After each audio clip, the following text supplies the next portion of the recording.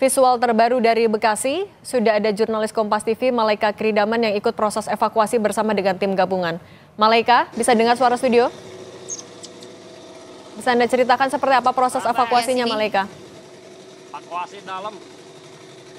Ya, Cindy, sekarang udah sekitar 10 jam dilakukan evakuasi di kawasan perumahan Pondok Gede Permai Bekasi. Dan memang petugas gabungan ini banyak sekali yang melakukan evakuasi, termasuk dari TNI Polri, juga ada BNPB dan Basarnas. Dan hingga kini memang bisa Anda lihat dari visual dan juga saudara, banyak rumah yang terendam dan juga terdampak banjir. Dan ketinggian banjir, tadi saya sudah sempat berbincang dengan warga, salah satu warga yang terdampak banjir. Memang ia mengatakan bahwa genangan atau ketinggian air ini bisa mencapai 5 meter begitu, karena memang tadi warga, beberapa warga, sejumlah warga begitu ya Cindy, ini ada yang harus naik ke atap rumah karena rumahnya terendam banjir. Dan penyebabnya sebetulnya dari luapan Kali Bekasi, dan karena hujan deras tadi malam ini terjadi peningkatan debit air dari sekitar pukul 3 pagi waktu Indonesia Barat, dan hingga kini memang masih terus dilakukan evakuasi.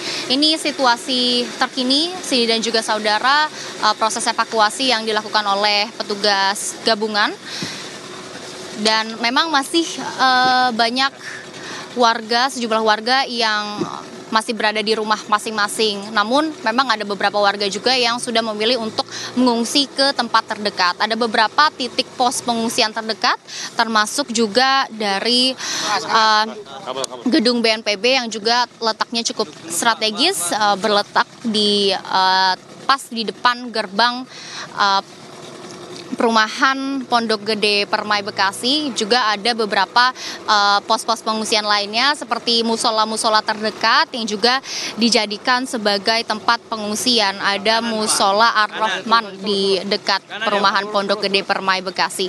Memang kalau hingga saat ini sudah dilakukan evakuasi sekitar 10 jam, Cindy dan juga saudara, karena berdasarkan pernyataan dari petugas gabungan, petugas setempat, evakuasi ini sudah dilakukan sejak pukul 6 pagi. Dan sebetulnya bisa Anda lihat sih dan juga saudara, ini evakuasi sulit dilakukan karena ketinggian air begitu ya, ketinggian debit air ini banyak sekali kabel-kabel listrik yang menyulitkan petugas setempat untuk melakukan evakuasi. Namun selain dari kendala kabel listrik, ini juga perahu karet yang tersedia ini juga cukup sedikit, sehingga ini juga yang menjadi alasan lambatnya begitu ya proses evakuasi.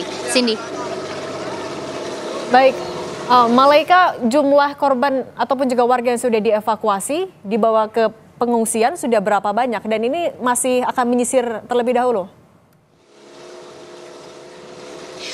Iya betul Cindy, untuk saat ini kami masih menyisir dan juga masih melihat apakah ada warga lainnya yang membutuhkan bantuan, karena memang sejauh ini Cindy ada beberapa warga yang memilih untuk tetap tinggal di rumah, ada juga warga yang memang memilih untuk dievakuasi dan pindah sementara ke pos pengungsian. Kalau terkait dengan jumlah, hingga saat ini belum ada petugas setempat yang mengatakan berapa pastinya warga yang mengungsi begitu ya ke pos pengungsian, karena jumlah dari warga yang mengungsi ini terus bertambah Cindy, karena memang seperti yang tadi saya sudah katakan, ada beberapa warga yang memilih untuk tetap tinggal di rumah, namun ada juga beberapa warga atau sejumlah warga dan kebanyakan warga ini memilih untuk mengungsi. Tadi juga pos-pos pengungsian juga ada beberapa titik, dan memang ada juga warga yang tetap mungkin memilih untuk mengungsi ke rumah kerabat terdekat. Namun